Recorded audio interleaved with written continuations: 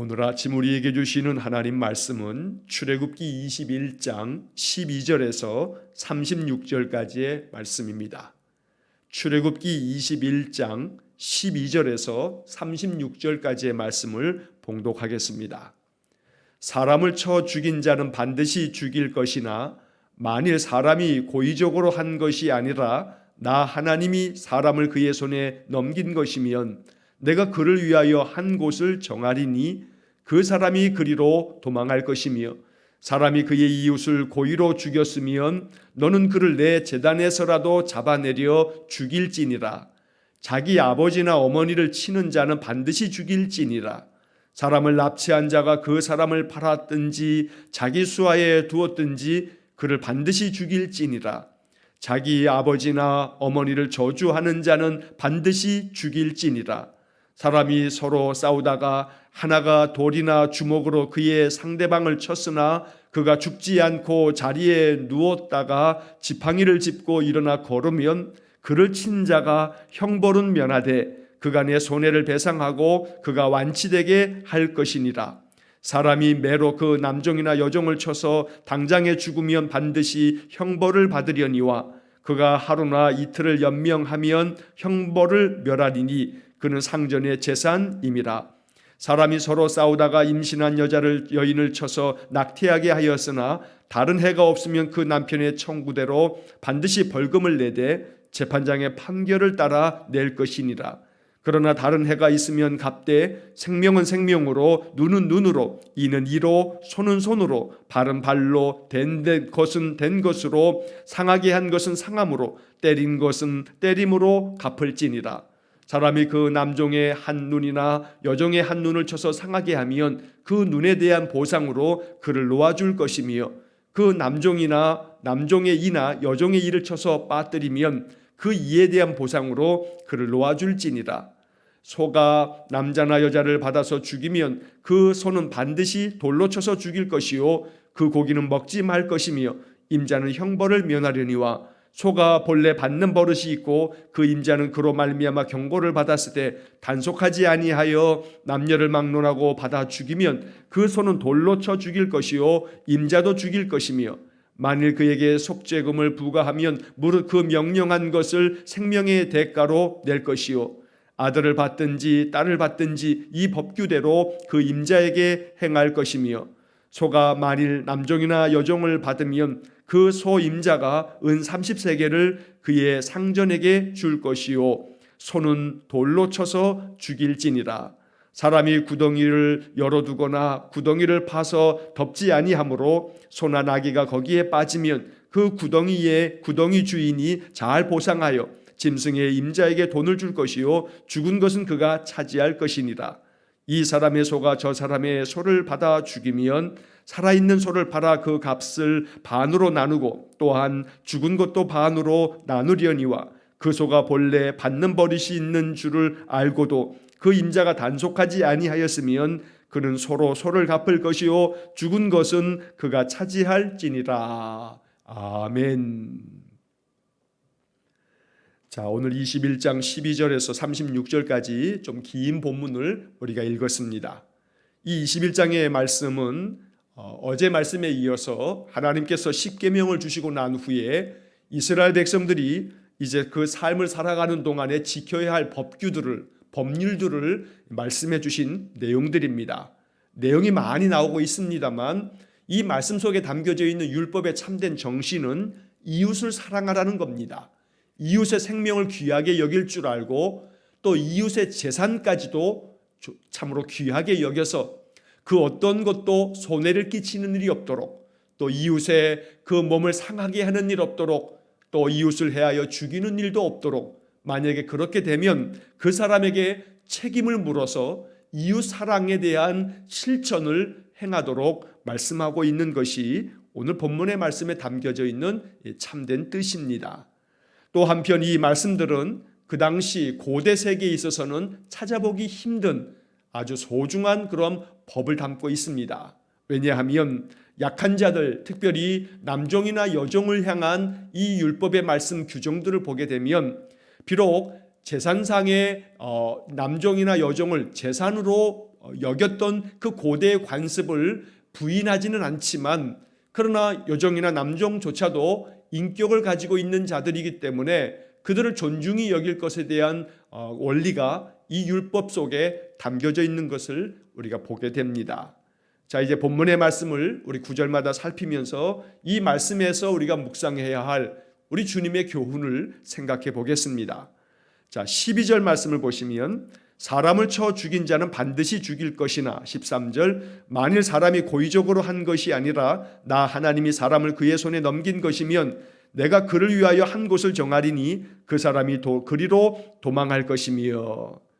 자, 12절 13절의 말씀에서 사람이 다른 사람을 쳐서 만약에 죽이면, 즉 살인하게 되면 어찌할 것인가. 10계명의 6번째 계명은 살인하지 말라라는 계명이었습니다. 그런데 만약 살인을 하게 됐을 때 그 살인자를 어떻게 처리해야 되는가라고 하는 문제를 이제 10계명에 대한 여러 해설들을 말씀해 주고 있는 것이라 볼 수가 있는 겁니다. 자, 사람을 쳐 죽인 자는 반드시 죽여라. 그래서 그 사람 죽이는 일을 엄히 금하고 있는 그런 말씀입니다. 여러분, 이 말씀을 보복이라든가 복수를 의미하는 것으로 오해해서는 안 됩니다. 이것은 사람의 생명을 존중히 여겨야 하기 때문에 이 법률이 정해짐으로 말미암아 네가 만약에 다른 사람을 죽이면 너도 죽임을 당할 것이다.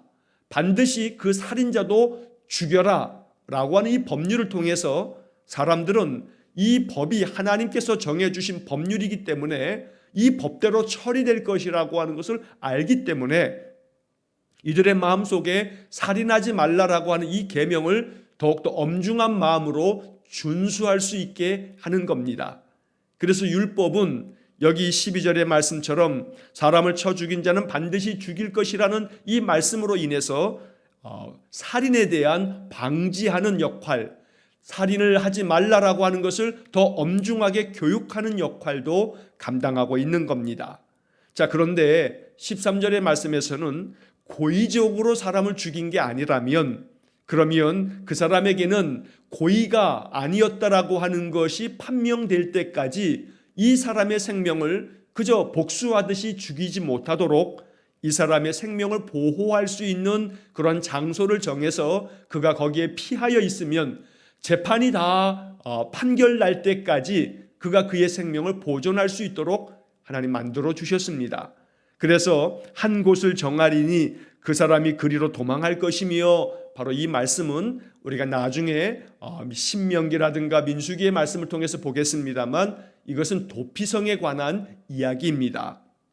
하나님께서 가나안 땅에 들어갔을 때 이 가나안 땅에서 6군데를 지정하셔서 이곳을 도피성으로 정하시고, 사람이 만약에 고의로 사람을 죽인 것이 아니었을 때 내가 고의로 죽인 것이 아니다 라고 하는 판결이 내려질 때까지 도피성으로 가서 도망쳐서 피하여 있으면 그가 그의 생명을 보존할 수가 있는 겁니다.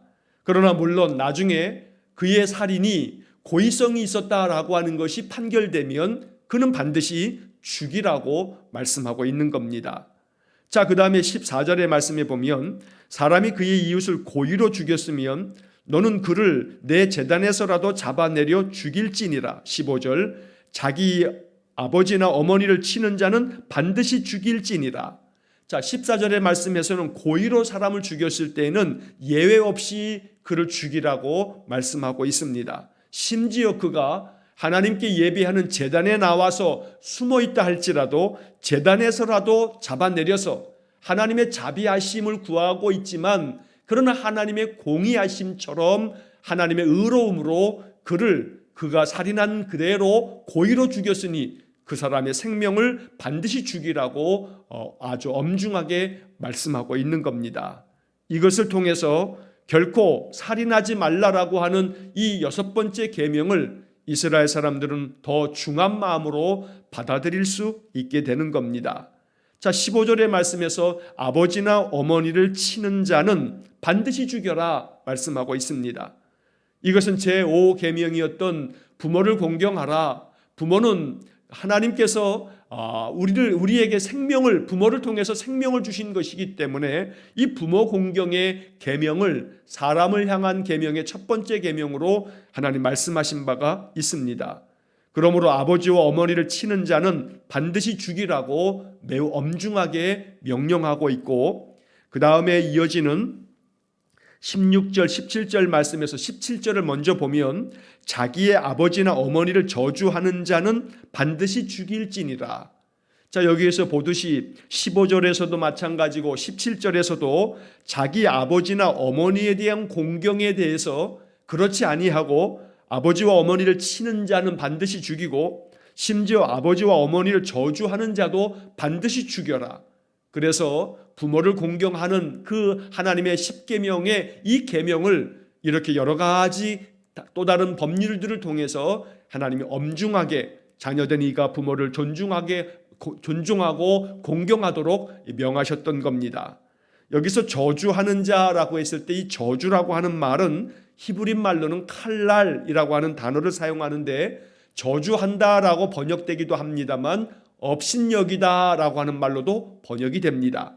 그래서 이 17절은 자기 아버지나 어머니를 업신여기는 자는 반드시 죽일지니라 라고 이렇게 읽을 수가 있는 겁니다. 그만큼 아버지와 어머니를 존중하며 그분들을 잘 공경하고 섬기는 것, 이것이 하나님께서 이스라엘 백성들에게 명하신 이 모든 명령과 또 모든 법규 안에 아주 중요한 내용이었음을 우리가 보게 됩니다. 자, 16절의 말씀에서는 사람을 납치한 자가 그 사람을 팔았든지 자기 수하에 두었든지 그를 반드시 죽일지니라. 자, 사람을 납치한 자, 왜 납치를 하냐면 그들을 종으로 팔아먹기 위해서, 이것은 임신매매가 성행하였던 그 고대 세계에서 사람을 납치한 자 혹은 사람을 납치해서 그를 종으로 팔아먹거나 자기의 종으로 자기 수하에 부리는 자들이 있다면 그는 반드시 죽여라 라고 말씀하고 있습니다.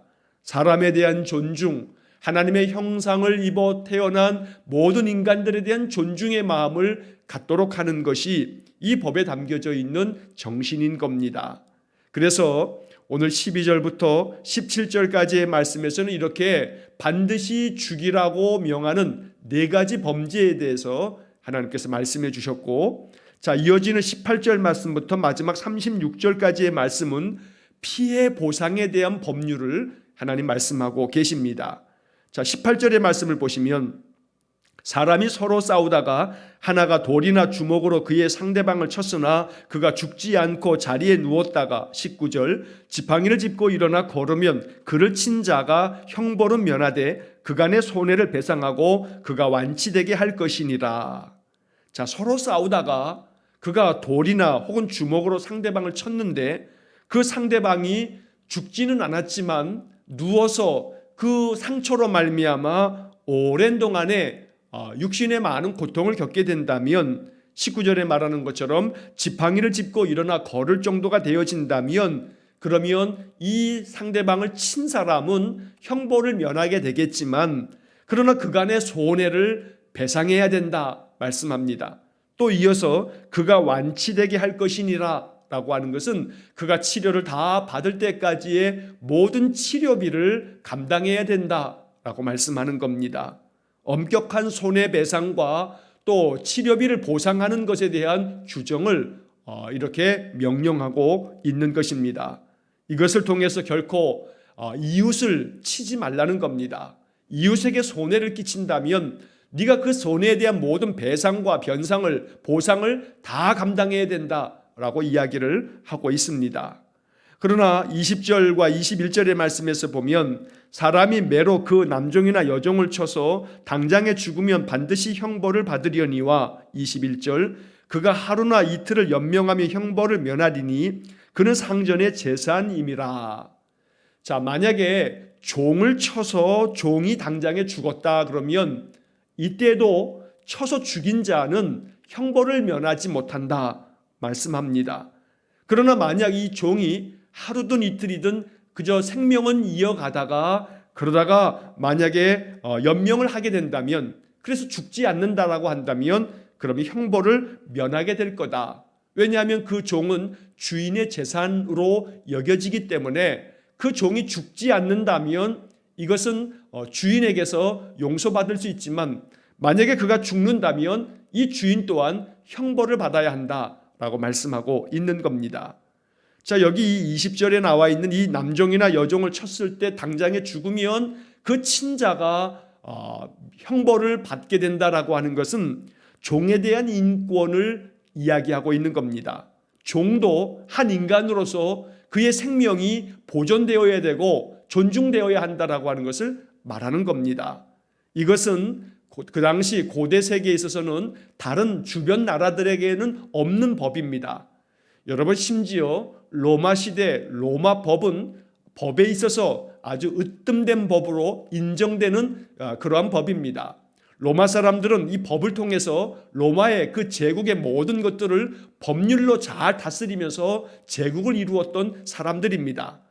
그래서 로마법은 법에 있어서 아주 굉장히 중요한 그런 기준처럼 여겨지고 있는데, 로마 법에서조차도 종의 신분에 대해서 종을 보존하고 보호해주는 그런 법률은 없다고 합니다. 그만큼 오늘 이 성경의 율법의 말씀, 하나님이 이스라엘 백성들에게 주신 말씀에는 종이라 할지라도 그가 하나님의 형상을 입어 이 땅에 난 인간이기 때문에 그 인간으로서의 존엄함을 존중해 주어야 한다라고 하는 법률이 성경 여러 곳에 기록되어져 있는 것을 보게 됩니다. 그러나 동시에 그 당시 그 시대의 모습을 반영하고 있는 것이 바로 21절의 말씀인데, 만약에 이 종이 하루 이틀이든 연명을 하여 생명을 보존하게 된다면 그 친사람은 형벌을 면하게 된다. 그리고 그것은 그 상전의 재산으로 여겨지기 때문에 이것은 그 재산의 이 상전의 재산권, 주인의 재산권도 그 당시의 시대적인 관습이기 때문에 그러한 시대상을 반영하고 있는 말씀이 바로 21절의 말씀입니다.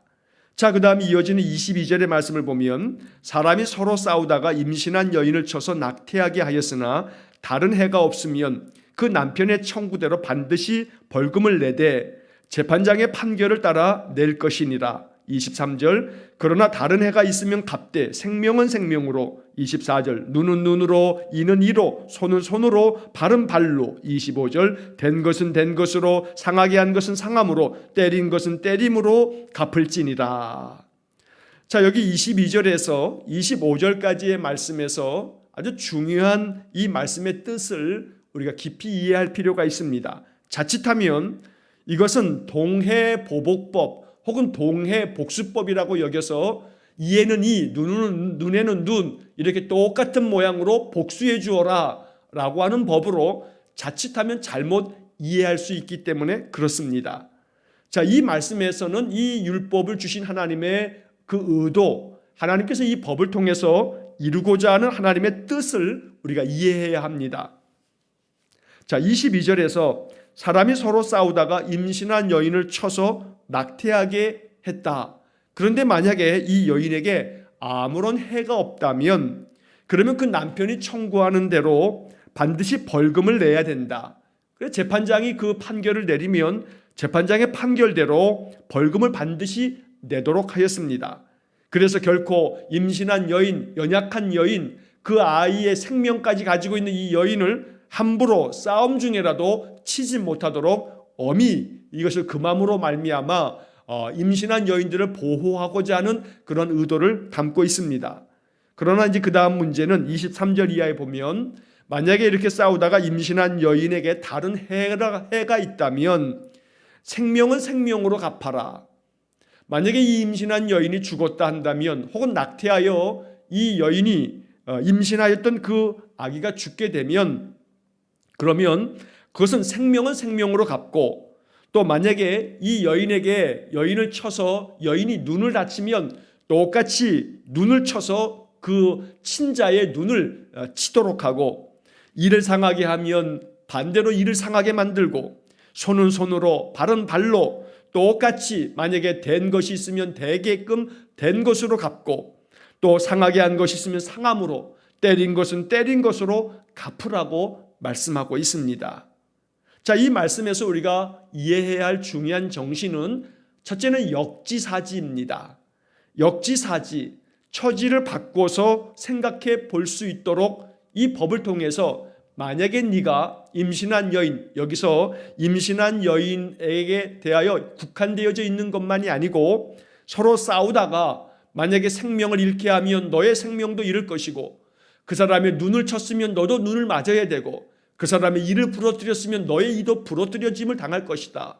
그래서 만약에 그 사람에게 네가 그 사람을 상하게 했으면 너도 똑같이 상함을 당하게 될 거다. 이것은 똑같은 곳으로 똑같이 복수하라고 하는 그런 의미가 아닙니다. 역지사지하라는 겁니다.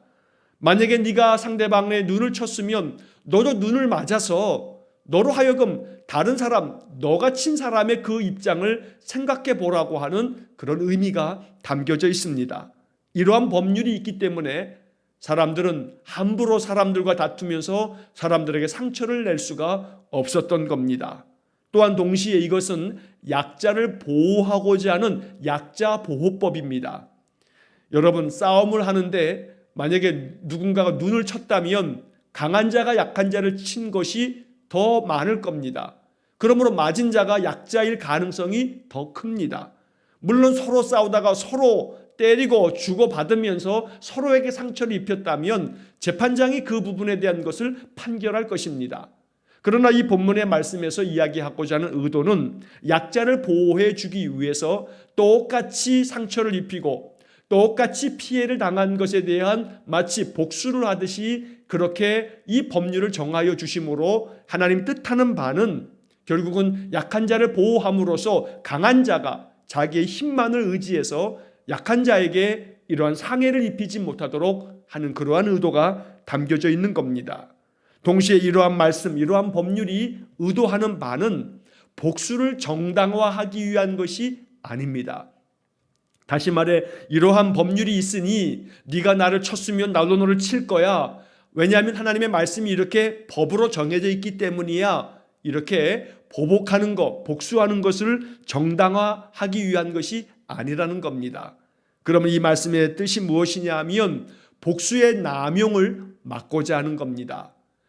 눈을 친 자에게는 눈을 치는 것만으로만 그 행함에 대해서 갚아주어라 라고 하는 것으로서 네가 눈을 쳤으니 나는 눈도 치고 너의 이도 치고 그렇게 해서 그 보복하는 것에 그 어떤 한계를 정함으로 말미암아 보복의 남용, 보복의 악순환을 막고자 하는 겁니다. 한 대를 쳤는데 한 대가 아니라 두 대, 세 대로 복수를 한다면 또다시 그 사람은 그것이 내가 친 것보다 더 많은 것을 맞았기 때문에 또 보복할 겁니다. 그러면 이 보복의 악순환이 벌어지게 될 것이기 때문에 보복의 남용을 막고자 이에는 이, 눈에는 눈, 손에는 손, 발에는 발, 그거에 해당되는 것만큼만 대갚아 줌으로써 역지사지의 마음을 갖도록 그리고 약한 자를 보호하도록 하나님께서 이렇게 법률로 규정하고 있는 것입니다. 그러나 또 이어지는 26절 이하의 말씀에 보게 되면 사람이 그 남종의 한 눈이나 여종의 한 눈을 쳐서 상하게 하면 그 눈에 대한 보상으로 그를 놓아줄 것이며 27절 그 남종이나 남종의 이나 여종의 이를 쳐서 빠뜨리면 그 이에 대한 보상으로 그를 놓아줄지니라. 이 동해보복법, 복수법이라고 하는 것이 종들에게는 해당 사항이 없었습니다. 왜냐하면 그 당시에 어떤 그런 사회적인 상은 남종이나 여종을 사람으로 존중하는 마음도 있지만 그러나 이것은 그 당시에 또한 재산으로만 여겨졌던 그런 그 당시의 사회상이 있기 때문에 만약에 남종이나 여종을 쳐서 상해를 입히게 되면 그 남종이나 여종에게 자유를 주어서 풀어주도록 해라. 사실 이것만으로도 고대 세계의 종들에 대한 이러한 보상은 아주 굉장히 지극히 이례적인 그러한 법률의 내용이 됩니다. 그래서 만약에 종들에게 상처를 입혔다면 똑같은 모양으로 보복하도록 하진 않았지만 그 종들에게 자유를 줌으로써 종들에 대한 충분한 피해 보상을 하도록 했던 겁니다. 자, 그 다음에 이어지는 28절 이하의 말씀에서는 재산상의 손해를 입혔을 때 이 재산상의 손해에 대한 것도 아주 공정하게 배분하여 이것을 피해를 입힌 자에게 변상해 주도록 보상해 주도록 하는 법률들이 쭉 이어져 있습니다. 자, 28절에 보게 되면 소가 남자나 여자를 쳐서 죽이면 그 소는 반드시 돌로 쳐서 죽일 것이요 그 고기는 먹지 말 것이며 임자는 형벌을 면하려니와. 자, 소가 남자나 여자를 쳐서 만약에 죽이게 됐을 경우에 그 소는 반드시 쳐서 죽여라. 그러나 그 소는 피를 보았기 때문에 부정한 것이므로 그 고기는 반드시 먹지 말아라. 하지만 그 임자에게는 형벌을 내리지 말아라. 왜냐하면 그 소가 사람을 쳐서 죽인다라고 하는 것은 임자가 어찌할 수 있는 그런 바가 아니기 때문에 그렇다는 겁니다. 그러나 반대로 29절의 말씀에 보게 되면 만약에 소가 본래 받는 버릇이 있고 그 임자가 그것을 알고 있었고 또 경고를 받았음에도 불구하고 단속하지 않았다라고 한다면, 그래서 남녀를 쳐서 받아서 죽인다라고 한다면 그 소도 반드시 돌로 쳐 죽일 것이고 임자도 그 소의 주인도 죽이라 라고 말씀하고 있습니다. 이건 매우 엄중한 그런 관리 책임을 묻고 있는 겁니다. 소의 주인이 만약에 이렇게 그 자기 소가 받는 버릇이 있어서 여러 번 주변 사람들에게 경고를 받았음에도 불구하고 관리하지 않음으로 말미암아 그 소가 다른 사람을 쳐받아서 사람을 죽이게 되었을 때는 그 소도 죽이고 그 관리하지 못했던 주인도 죽여라 라고 말씀하고 있습니다. 아주 매우 엄중한 그러한 법입니다. 이어지는 30절 말씀에 보면 만일 그에게 속죄금을 부과하면 무릇 그 명령한 것을 생명의 대가로 낼 것이요. 31절 아들을 받든지 딸을 받든지 이 법규대로 그 임자에게 행할 것이며. 관리하지 못하여서 소가 사람을 받아 죽였을 경우에 소도 죽이고 그 임자도 죽이게 만들었지만 만약에 이 임자, 그 소의 주인이 살 수 있는 하나의 방법도 예외적으로 말씀해 주고 있는데, 이것은 바로 속죄금을 낸다면 그 죽은 사람의 생명의 값을 재판장이 판결하는 대로 속죄금을 만약에 낸다면, 그러면 이 소의 그 주인을 생명을 죽이지 않고 면하도록 그렇게 만드는 그러한 법까지도 말씀해 주고 있는 겁니다. 자, 반면에 32절의 말씀에 보면 소가 만일 남종이나 여종을 받으면 소 임자가 은 30세겔을 그의 상전에게 줄 것이요 소는 돌로 쳐서 죽일지니라.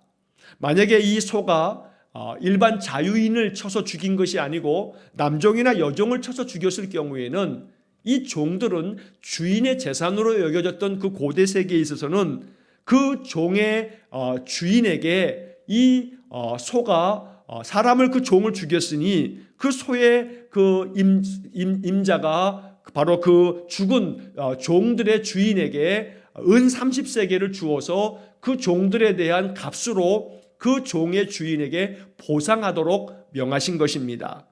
여러분, 이 32절이 참 중요하고 의미 있는 까닭은 만약에 그 종들이 죽었을 경우에는 은 30세겔을 그 생명값으로 종들의 주인에게 주었다는 겁니다.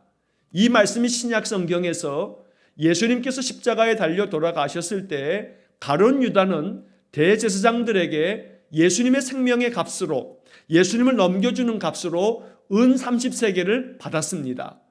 다시 말해서 예수님이 가룟 유다에 의해서 팔릴 때 예수님의 생명값이 은 30세겔, 즉 여기서 말씀하고 있는 종의 값으로 예수님이 팔렸다는 겁니다.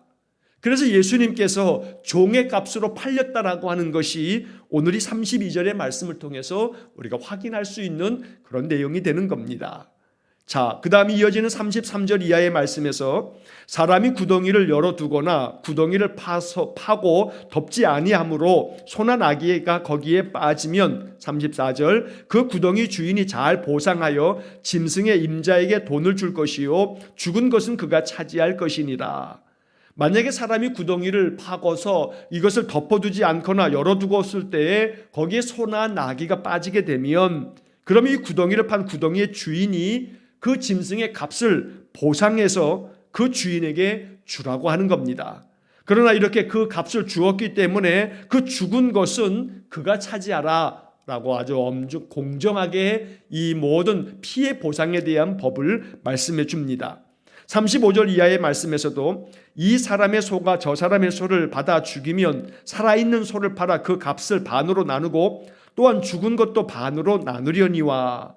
이 사람의 소가 다른 사람의 소를 쳐서 받아 죽이면 살아있는 것도 반으로 나누고 죽은 것도 반으로 나눠서 공정하게 이 모든 피해에 대해서 서로서로 그 책임을 감당하며 보상하라고 말씀하고 있고, 마지막 36절에서도 그 소가 본래 받는 버릇이 있는 줄 알고도 그 주인이 단속하지 아니하였으면 그는 서로 소를 갚을 것이요 죽은 것은 그가 차지할지니라.